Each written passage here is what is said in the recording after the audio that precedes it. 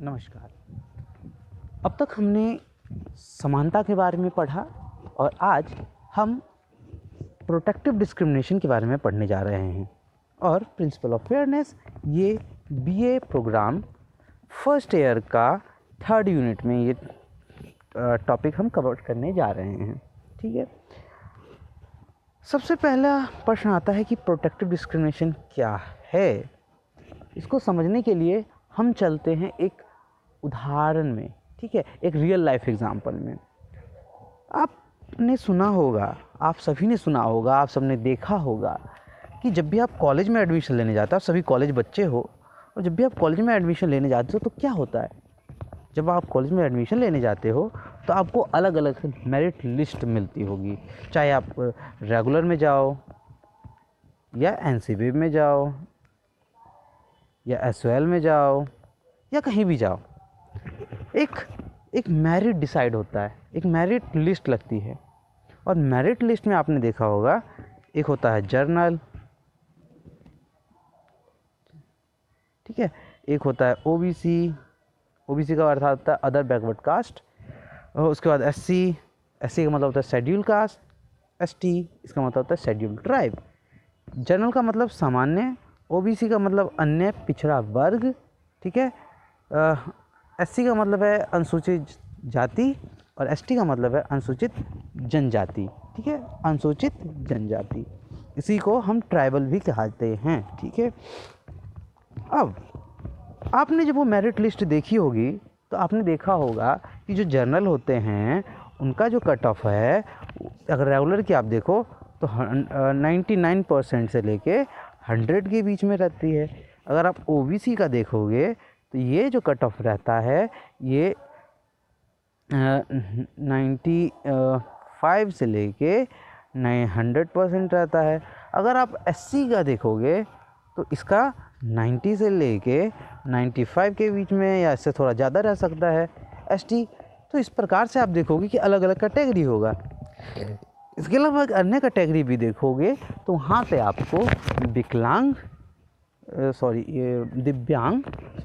दिव्यांग जो होते हैं, दिव्यांग का मतलब डिफरेंटली एबल, जैसे हो सकता है कि किसी के पास आंखें ना हो सकता है कोई किसी को सुनाई ना दे रहा हो सकता है कि कोई चल ना पाता हो। ठीक है, तो उनके लिए भी आप देखोगे अलग से कैटेगरी होती है।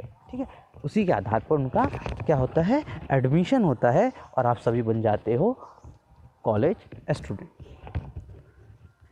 जब मैंने आपको इस मेरिट लिस्ट के बारे में बता दिया कि जब आप कॉलेज में एडमिशन लेने जाते हो, चाहे रेगुलर में जाओ या एनसीबी में जाओ, किसी में, तो वहाँ पे एक मेरिट लिस्ट निकलती है कैटेगरी वाइज। ठीक है, अब ये कैटेगरी कैसे डिसाइड होती है, ये कैटेगरी डिसाइड करने का क्या तरीका है, ये कैटेगरी कौन डिसाइड करता है, ये बहुत ही महत्वपूर्ण है। इसके बाद अगर मैं आप सभी को मैं एक रियल लाइफ एग्जांपल देने जा रहा हूँ, ये कैटेगरी याद रखिएगा। मान लीजिए कि शीतल और कलर्स, ठीक है, हम सीआर का ही जो होता है ये नॉर्मल नेम्स है, इसका हम एग्जांपल लेते हैं, शीतल और कलर्स।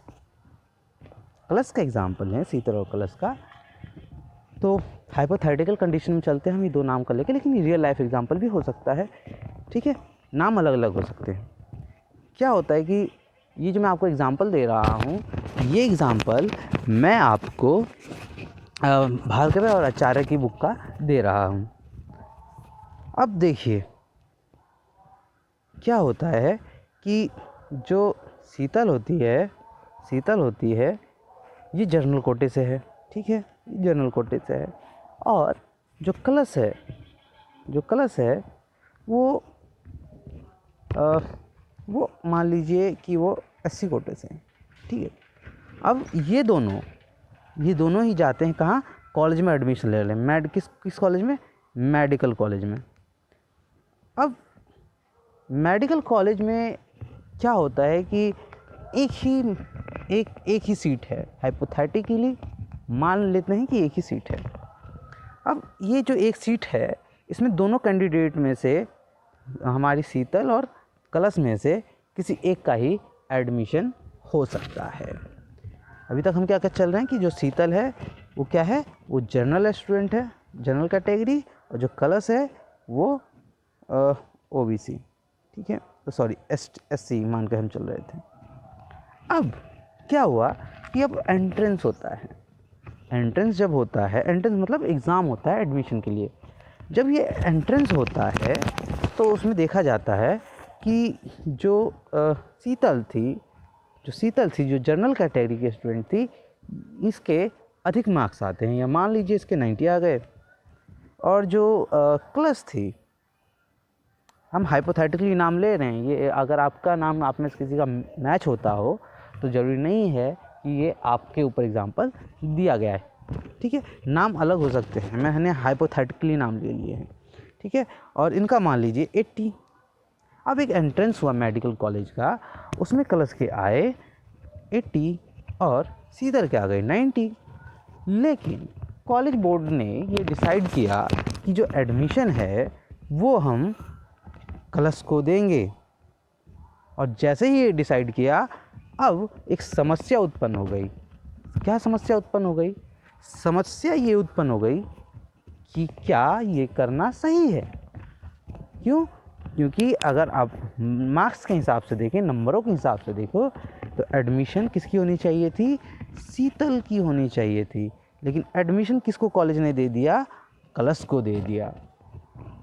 अब यहाँ एक मोरल, पॉलिटिकल, मतलब बहुत एक समस्या उत्पन्न होती है, क्या ये सही है? और ये जो समस्या उत्पन्न होती है, इसी को कहते हैं प्रिंसिपल ऑफ फेयरनेस, कि क्या हमने फेयरनेस दिखाई है? क्या ये फेयरनेस है कि जो 80% या इससे कम लाता है हम उसे एडमिशन दे दिया, और जो लोग 90% लाए हैं हमने उसे एडमिशन नहीं दिया? आप सोचिए, आपको सोचना होगा। और जब आप सोचेंगे तो आप पाएंगे, क्या पाएंगे, कि इसके 90% क्यों आए, इसके 80% क्यों आए?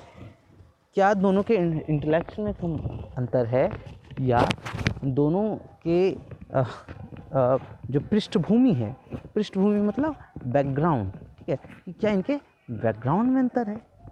ये सोचने वाली बात है, ठीक है, ये समझने वाली बात है। अब क्या हुआ कि कॉलेज ने इसको इसको कलश को कलश को एडमिशन दे दिया, और शीतल रह गई, जबकि शीतल के ज़्यादा मार्क्स थे। अब शीतल को जो कलश को जो एडमिशन दिया गया, वो प्रोटेक्टिव डिस्क्रिमिनेशन के अंतर्गत दिया गया। किसके अंतर्गत? प्रोटेक्टिव डिस्क्रिमिनेशन, ठीक है, हिंदी में क्या? संरक्षणात्मक भेदभाव। इसके कारण ही क्या मिला, किसको एडमिशन मिला? कलश को एडमिशन मिल गया, ठीक है, जबकि शीतल ने ज़्यादा मार्क्स लाई थी। अब देखिए, इस एग्जाम्पल से बहुत सारी बातें उत्पन्न होती है। क्या ज़्यादा नंबर लाने वाली शीतल को छोड़कर क्या कलश को एडमिशन देना, क्या प्रिंसिपल ऑफ फेयरनेस के हिसाब से सही है या गलत है? इसको जो एडमिशन दिया गया, किसको? कलश को, ये प्रोटेक्टिव डिस्क्रिमिनेशन यानी कि संरक्षणात्मक भेदभाव से संबंधित है, ठीक है। जैसा कि मैंने आपको बताया है कि संरक्षणात्मक भेदभाव का क्या अर्थ है। संरक्षणात्मक का मतलब संरक्षण देना, ठीक है। पहले ज़माने में जो राजा होते थे, ए किंग और बी किंग, तो ए किंग जब लगता था कि किसी किंग से हारने वाला है, तो क्या करता था, ये बी की शरण में चला जाता था कि आप हमें रक्षा दो, बचाओ, ठीक है। या जो प्रजा होती थी वो प्रॉब्लम में होती थी, किसके पास जाती थी? किंग के पास जाती थी, राजा के पास जाती थी, ठीक है। तो यही होता है। और इसको वो क्या करता था, वो संरक्षण देता था, मतलब प्रोटेक्शन देता था, बचाता था, ठीक है। इसी को कहते हैं संरक्षणात्मक भेदभाव। आपने देखा होगा, आप में से भी बहुत सारे दोस्त, आपने लोगों ने देखा होगा कि जो स्कूल होते हैं, कॉलेज होते हैं, जो वहाँ गुंडे होते हैं, ठीक है, या वहाँ पे भी आपने देखा होगा कि कुछ ऐसा सिचुएशन बन जाता है कि यार लोग प्रॉब्लम्स में होते हैं, समस्याएं होती है। उसके बाद आप क्या करते हो? आप किसी से सहायता लेते हो, ठीक है। तो जो सहायता लेते हो वही आता है संरक्षण में। संरक्षण मतलब कि आप अपने संरक्षण में ले लो, मतलब आप अपने प्रोटेक्शन में ले लो, और कोई भी चीज़ होगी तो वो पहले आप उसका सामना करोगे, ठीक है। तो इसमें 3 चीज़ें निकल के आती है। पहले वो लोग जिनको संरक्षण मिल रहा है, ठीक है, जिसको संरक्षण मिला। दूसरा वो जो संरक्षण दिया,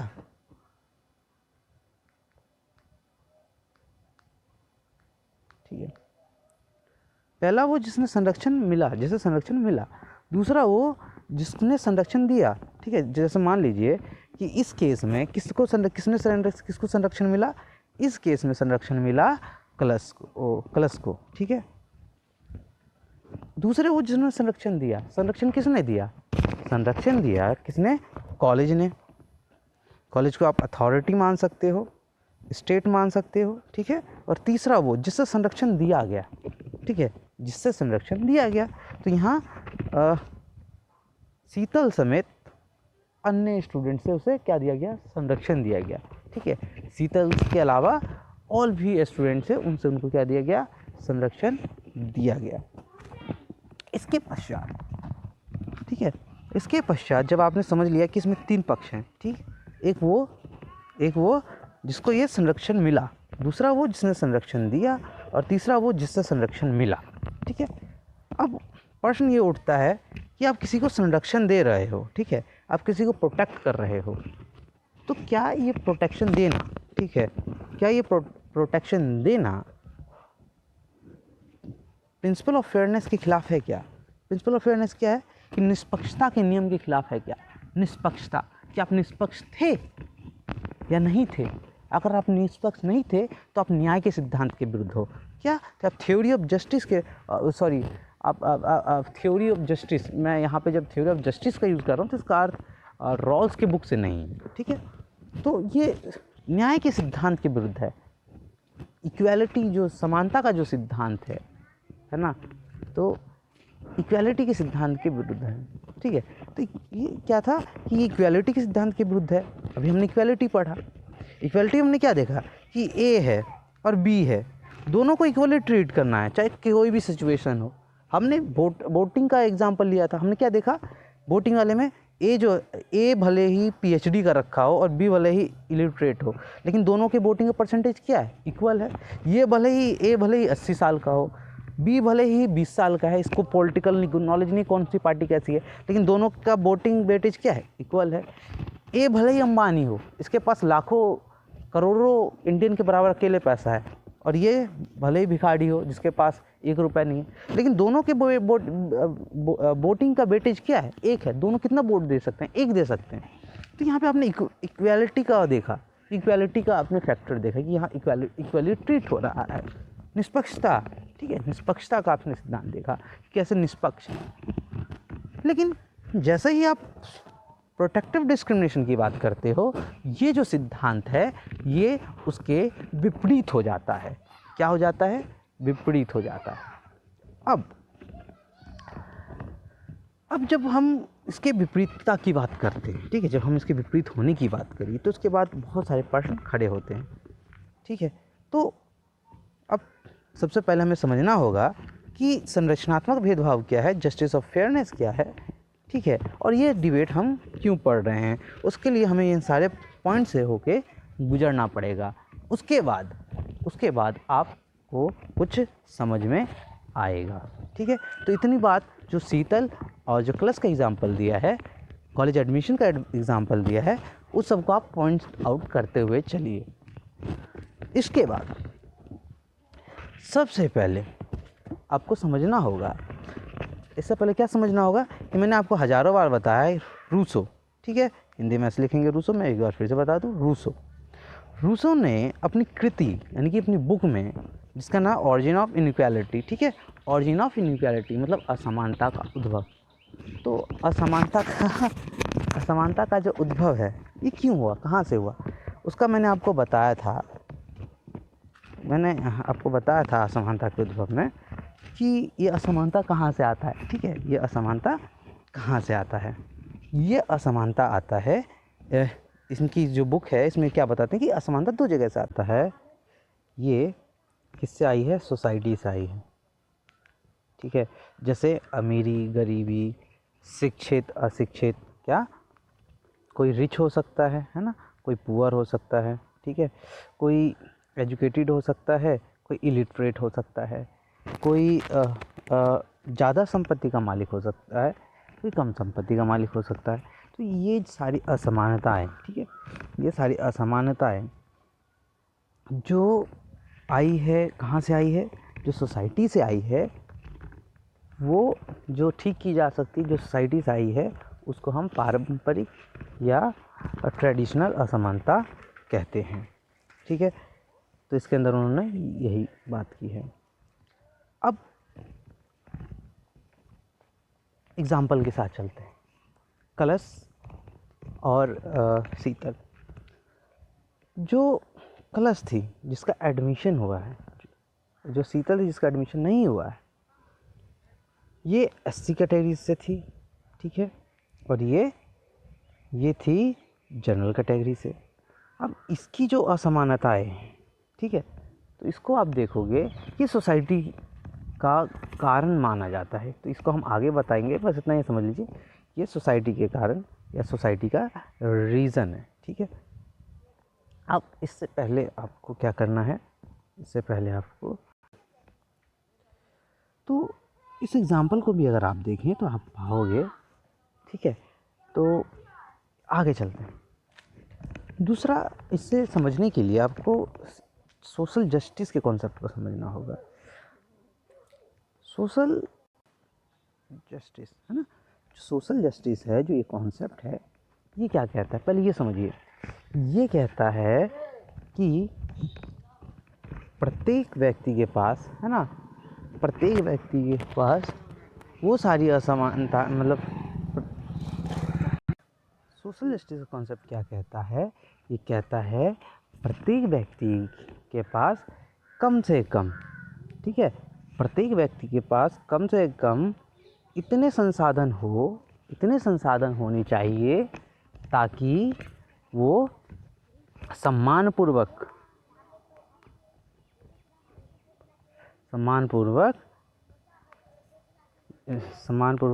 जीवन व्यतीत कर सके। ठीक है, सोशल जस्टिस का कॉन्सेप्ट क्या कहता है? सोशल जस्टिस का कॉन्सेप्ट कहता है कि प्रत्येक व्यक्ति के पास मिनिमम इतने संसाधन होने चाहिए, क्या मिनिमम, कम से कम इतने संसाधन होने चाहिए कि प्रत्येक व्यक्ति सम्मानपूर्वक अपने जीवन को क्या कर सके? व्यतीत कर सके, जी सके। बात की ठीक है। जो सोशल कॉन्सेप्ट, जो सोशल जस्टिस का जो कॉन्सेप्ट है, सामाजिक न्याय, हिंदी में सामाजिक न्याय कहते हैं इसे, इसका जो कॉन्सेप्ट है वो जो आप देखोगे भारत में, वो स्पेशली वी आर अम्बेडकर से रिलेटेड है। ठीक है, और उन्होंने का जो सिद्धांत था फ्रेटर्निटी, इक्वालिटी एंड लिबर्टी। अगर आप 1789 की जो क्रांति, फ्रांस की क्रांति पे जाओगे तो उसमें क्या कहा था कि स्वतंत्रता, समानता और भारतत्व। ठीक है, मतलब लिबर्टी, इक्वालिटी एंड फ्रेटर्निटी का नारा था। और अंबेडकर ने जो सिद्धांत दिया सामाजिक न्याय का, उसमें उन्होंने इसका रिवर्स कर दिया इसे। ठीक है, तो इसका डिस्कशन हम बाद में करेंगे। ठीक है, तो हमें बस इतना सभी समझने का है, इस सोशल जस्टिस का जो कॉन्सेप्ट है वो क्या कहता है, और सोशल जस्टिस का जो कॉन्सेप्ट है वो इतना कहता है कि प्रत्येक व्यक्ति के पास इतने न्यूनतम संसाधन होने चाहिए कि वो समाज में सम्मानपूर्वक जीवन व्यतीत कर सके। ठीक है, इसके बाद, ठीक है, तो सोशल जस्टिस का अर्थ हमें पता चल गया, लेकिन ये सोशल जस्टिस आएगा कैसे? कैसे लोगों के पास न्यूनतम संसाधन होगा? क्या होगा? न्यूनतम संसाधन, है ना, न्यूनतम संसाधन होगा, मतलब मिनिमम रिसोर्स, मिनिमम इतने संसाधन होंगे। कैसे इतने संसाधन होंगे कि लोग सम्मानपूर्वक, विथ इंग्लिश में बोलेंगे विथ डिग्निटी, ठीक है, मतलब सम्मानपूर्वक ज़िंदगी व्यतीत कर सकें। ठीक है, तो ये कैसे संभव होगा? क्योंकि कोई अपनी मर्जी से तो नहीं देने वाला। इतने आइडियल सोसाइटी में तो हम नहीं रहते, इतने आइडियल लोग तो हमारे आसपास नहीं हैं, है ना? तो इसके तो और ये कैसे आएगा? ठीक है, तो ये आएगा अफर्मेटिव एक्शन से। ठीक है, कि हम न्यायपूर्ण समाज मतलब सामाजिक न्याय को कैसे यथार्थ में ला सकते हैं। यथार्थ में ला सकते हैं मतलब व्यवहारिक जीवन में ला सकते हैं, व्यवहारिक जीवन में ला सकते हैं। ठीक है, व्यवहारिक जीवन में कैसे ला सकते हैं? तो इसका एक तरीका है अफर्मेटिव एक्शन।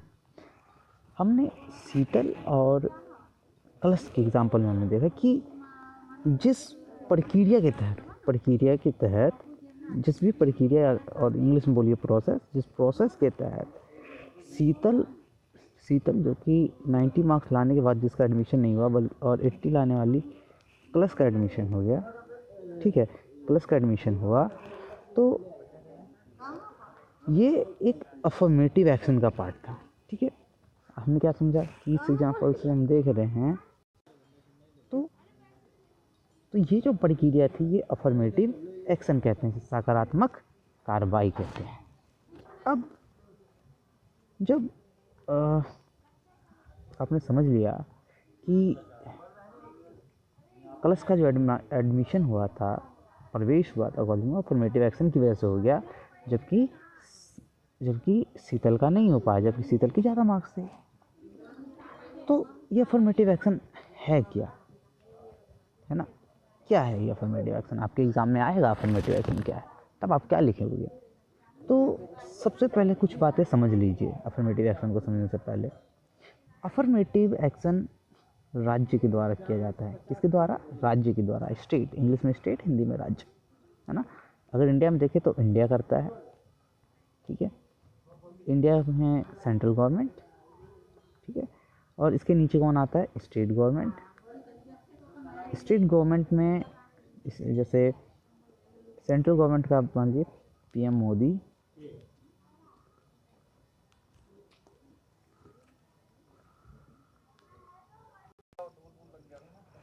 तो स्टेट लेवल पे कौन? सीएम।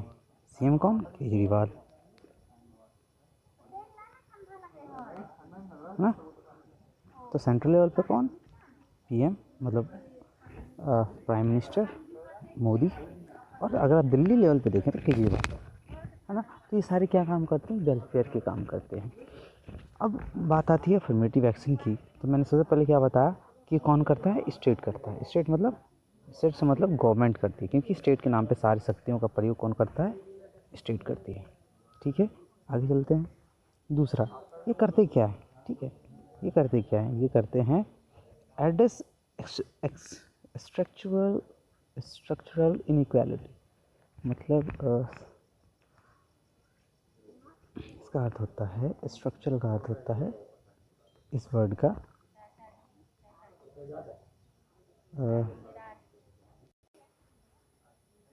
स्ट्रक्चरल, है ना?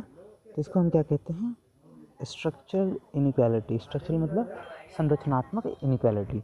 संरचनात्मक इनइक्वालिटी का अर्थ है, इसका अर्थ है कि जो भी संरचना देखोगे उसमें इनइक्वालिटी दिखेगी।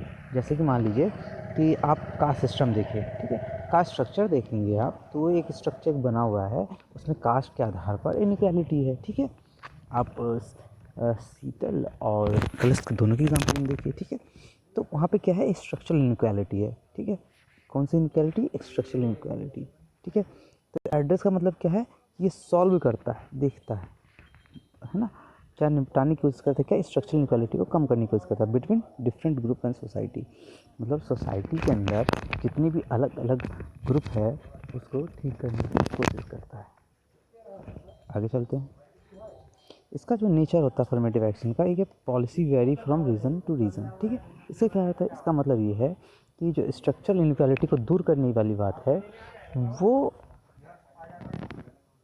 पॉलिसी पे निर्भर करती है। ठीक है, और ये पॉलिसीज़ रीजन टू रीजन अलग हो सकती है। मान लीजिए कि एक देश में जैसे इंडिया,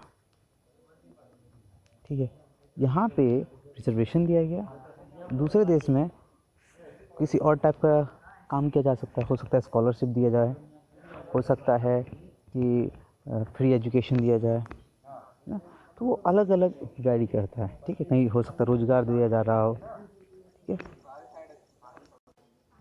इस प्रकार है ना, इस तरह क्या है कि ये रीज़न टू रीज़न मतलब हर देश में अलग अलग हो सकता है, या एक ही देश में अलग अलग जगह अलग अलग हो सकते हैं, ठीक है। हमारे अब इसका जो व्यू है, ठीक है, तो ये कौन सा व्यू कि स्ट्रक्चरल इनक्वालिटी को कम करने का, ये अलग अलग हो सकता है, ठीक है। तो इसमें अगर आप बात करो, लिबरल का अलग पर्सपेक्टिव है, कैसे दूर किया जाए, डेमोक्रेटिक का अलग है, मार्जिनलिस्ट का अलग है, मार्क्सिस्ट का अलग है, कम्युनिटेरियन का अलग है, गांधीयन अलग है। गांधीयन का जैसे मैं बताऊँ सर्वोदय, ठीक है, सर्वोदय। सर्वोदय का अर्थ क्या है? सर्वो मतलब सबका, उदय मतलब विकास, ठीक है, सबका विकास, सबको लेके साथ चलना, ठीक है।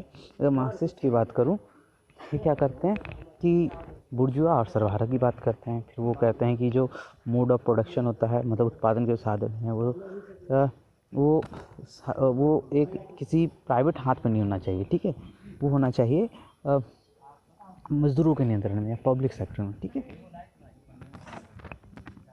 इसके बाद हम कह सकते हैं कि सकारात्मक कार्रवाई का अर्थ राज्य के उस कार्यों से है जिसके द्वारा समाज में विभिन्न ग्रुप के बीच इनइक्वालिटी को किए जाने वाले प्रयासों से संबंधित है, ठीक है। आप रिपीट करके सुन लेना, ठीक है। तो ये है सकारात्मक कार्रवाई, अर्थात इसका अर्थ ये हुआ कि जो राज्य है ना, समाज है, सोसाइटी है, ठीक है ना, सोसाइटी है। अब ये जो सोसाइटी है, इसमें क्या है? इनइक्वालिटी है। अभी इनइक्वालिटी कौन सी वाली? जो मैं रूसो में बताई। रूसो में क्या बताई कि जो ट्रेडिशनल है, जो सोसाइटी के प्रैक्टिस से आई है, ठीक है, इस इक्वालिटी को कौन ख़त्म करेगा? करने के लिए किसने? स्टेट ने क्या करी? स्टेट मतलब राज्य ने क्या करी? पॉलिसी बनाई, ठीक है। तो ये जो पूरा प्रोसेस है, ठीक है, कि संरक्षणात्मक भेदभाव का अर्थ है समाज में विद्यमान इनइक्वालिटी को राज्य क्या करे? ख़त्म करे, ठीक है। उसके लिए नीतियाँ बनाए, ठीक है। इसके बाद हमें इसकी आवश्यकता क्यों है, ठीक है। अब आवश्यकता पड़ती है, अभी समझने वाली बात ये है कि हमें वाई प्रोटेक्टिव डिस्क्रिमिनेशन की आवश्यकता है ना, कि हमें प्रोटेक्टिव डिस्क्रिमिनेशन क्यों चाहिए। तो सबसे पहला इसका वही रीज़न है जो हम सबको पता है, आप सबको, कि टू मिनिमाइज इनइक्वालिटी, मतलब असमानता को कम करने के लिए, ठीक है। असमानता को कम करने के लिए हमें क्या चाहिए? प्रोटेक्टिव डिस्क्रिमिनेशन की आवश्यकता पड़ती है, ठीक है। इसके बाद मैंने पॉइंट्स बनाया है। Under the historical injustice and it's result, इसका अर्थात ये है कि जो हिस्टोरिकल इंजस्टिस है, हिस्टोरिकल इंजस्टिस कैसे है कि जो एससी हैं उनको कभी विकास का मौका मिला ही नहीं, ठीक है। इसके साथ हमेशा इंजस्टिस होता रहा।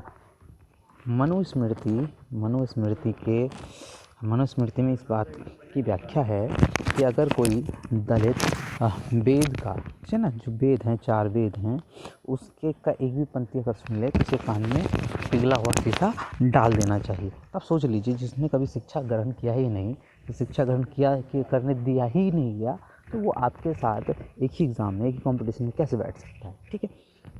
तो उनकी सोसाइटी का विकास ही नहीं हुआ, इनको संपत्ति का अधिकार नहीं था। तो जब उनको कोई अधिकार नहीं था, उनको संपत्ति का अधिकार नहीं मिला, तो आप समझ लीजिए कि इनकी क्या स्थिति होगी, ठीक है। तो इसीलिए, और अब देखिए, अब फिर वही एग्जाम्पल पे आते हैं, कलश और शीतल के। अब देखिए, जो कलश है, ठीक है, कलश ने क्या लिया? एडमिशन ले लिया। अब इस कलश ने जो एडमिशन लिया है, ठीक है, अब इसका देखिए, जो कलश है इसी जाति से है, ठीक है, प्लस ये गरीब है, पुअर है, प्लस इसके पढ़ाई में के अलावा बहुत सारे काम इसे करने पड़ते हैं, घर के काम करने पड़ते हैं, ठीक है। जबकि आप शीतल का अगर देखो, बैकग्राउंड की बात करो, इसके घर में सब पढ़े लिखे हैं, ठीक है, नंबर 1 है ना। मतलब जो शीतल थी, इसमें सब एजुकेटेड थे ना, एजुकेटेड थे सब। इसके अलावा क्या था कि इसको गाइडेंस था, क्योंकि एजुकेटेड थे तो गाइडेंस था ना। गाइडेंस मतलब गाइड करना, कैसे पढ़ना है, क्या पढ़ना है, स्ट्रैटेजी थी इसके पास। उसके अलावा एक अलग कमरा था, ठीक है। जबकि उधर खड़स के मोहल्ले में रोज़ लड़ाइयाँ झगड़े गाली गलौज होता है। इसके अलावा, ठीक है, इसके अलावा और क्या होता है, इसके अलावा ये होता है कि जो शीतल है, ठीक है, जो शीतल है उसको बहुत सारी और अलग अलग सहूलियतें मिली, ऑप्शंस मिले, ठीक है। लेकिन इसके पास वो सहूलियतें, ऑप्शन कम थे, ठीक है। तो इन सारे रीज़नों को देखते हुए, है ना, ये सारे रीज़नों को देखते हुए क्या किया गया, इसके बैकग्राउंड को देखते हुए, ठीक है। पहला एससी है, एससी का मतलब है कि वो सोशली पिछड़ी हुई है, कास्ट से भी पिछड़ी हुई है, ठीक है। तो इस सब के आधार पर जब ये इतना, अब देखिए फिर वहीं आते हैं, हिस्टोरिकल इंजस्टिस हुआ, ठीक है। अभी हिस्टोरिकल इंजस्टिस हुआ तो उसे ठीक कैसे करें, ठीक है। सबसे पहले तो हमने ये देखा कि अफर्मेटिव एक्शन क्या है, जिसके हमने तीनों पॉइंट देखे, ठीक है। अफर्मेटिव एक्शन हुआ, ठीक है। अभी तक हमने देखा कि इनइक्वालिटी है, ठीक है। दो प्रकार की इनइक्वालिटी देखी, एक इनइक्वालिटी जो नेचर के द्वारा हुआ और दूसरा जो मानव के द्वारा हुआ। तो नेचर की बात ही नहीं कर, हम करें मानव के द्वारा, इसको ठीक करो, ठीक है। इसके खिलाफ में एक आवाज़ आई, आप ये मान लीजिए आवाज़ आई कि भाई सोशल जस्टिस कि हर प्रत्येक व्यक्ति के पास इतना न्यूनतम संसाधन हो कि वो अपना जीवन का भरण पोषण कर सके, ठीक है। जब ये आया तो ये कैसे होगा, ठीक है। तो ये होगा अफर्मेटिव एक्शन से, ठीक है। अफर्मेटिव एक्शन से, अफर्मेटिव एक्शन कौन करेगा, अफर्मेटिव एक्शन राज्य करेगा। राज्य क्या करेगा अफर्मेटिव एक्शन के द्वारा, कि स्ट्रक्चरल इनइक्वालिटी मतलब जो संरचनात्मक इनइक्वालिटी है, जैसे जाति के आधार पर या वर्ण के आधार पर या कलर के आधार पर या जेंडर के आधार पर, ठीक है, इन सबको कम करने की कोशिश करेगा। इसमें डिफरेंट ग्रुप ऑफ सोसाइटी, मतलब समाज में जो बहुत सारे ग्रुप हैं। इसके अलावा मैंने आपको क्या बताया कि इसका अलग अलग रीज़न में इसकी जो पॉलिसी है, मतलब इसको आपको कम करने की अलग अलग पॉलिसी अलग अलग रीज़न में, मतलब अलग अलग देश में अलग अलग हो सकती है। इस बात मैंने बताया कि इसके ऊपर अलग अलग जो व्यू है वो अलग अलग हो सकते हैं, ठीक है। इसके अलावा मैंने फिर बताया कि why we need protective discrimination. फिर मैंने आपको बताया कि इसकी आवश्यकता इनइक्वालिटी को कम करने के लिए है। मैं ये कह दूं कि इससे ख़त्म नहीं होगा, कम होता है, ठीक है।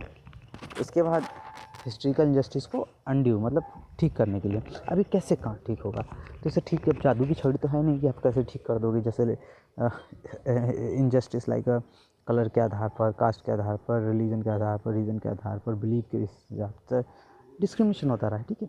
तो ये एक रात में तो ख़त्म होगा नहीं, ये जादू की छड़ी तो है नहीं। तो इसको कैसे ठीक किया जाए, तो इसको जो ठीक करना है इसके लिए एक और नया सिद्धांत आया सोशल जस्टिस के साथ, ठीक है।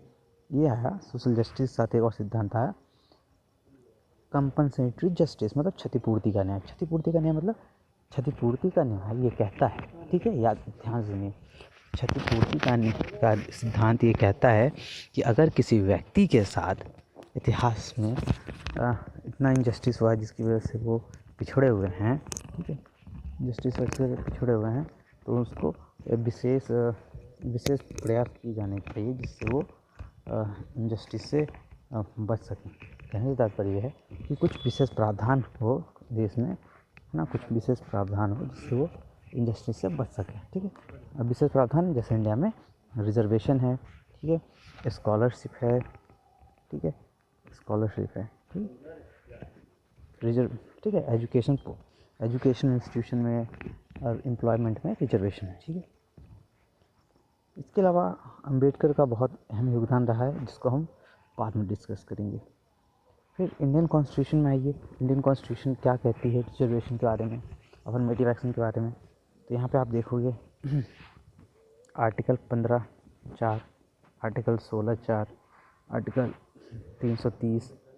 अब यहाँ पे आप नीचे से आइए, एक बात जो आपको यहाँ ध्यान रखने वाली बात है तो ये है कि 1952 में 1992 में, ठीक, 92 में सुप्रीम कोर्ट ने ये डिसीजन दिया था कि जो रिजर्वेशन है वो 49.5% से ज़्यादा नहीं हो सकती है, ठीक है।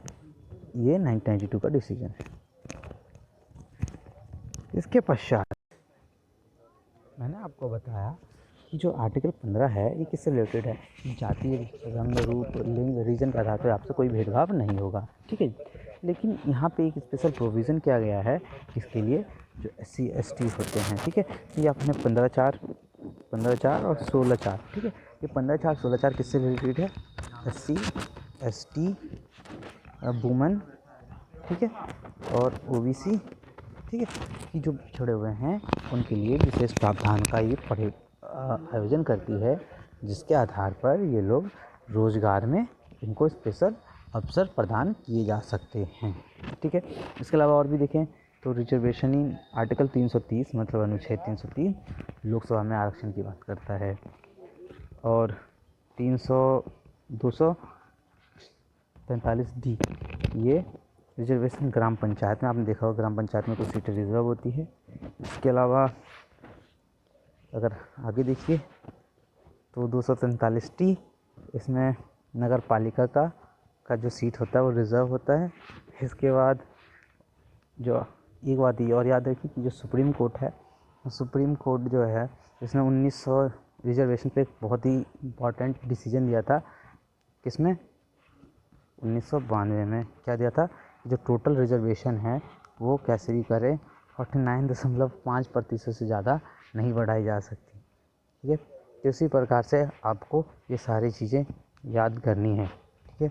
और अगर आप और भारत में जो अफर्मेटिव एक्शन की शुरुआत है वो आपके लिए जानकारी के लिए बता दूं कि ये इंडिपेंडेंस इंडिया से पहले स्टार्ट हो गया था, और इसको हम कहते थे डिप्रेस्ड क्लास, जो SC और ST की बात करता था, ठीक है। अभी वर्तमान में जो लोकसभा है उसमें वुमेन रिजर्वेशन की भी बात चल रही है। तो इतनी जानकारी इनफ है, और आप थोड़ा अलग से किताब से पढ़िए। जब तक के लिए जय हिंद, जय भारत, वंदे मातरम।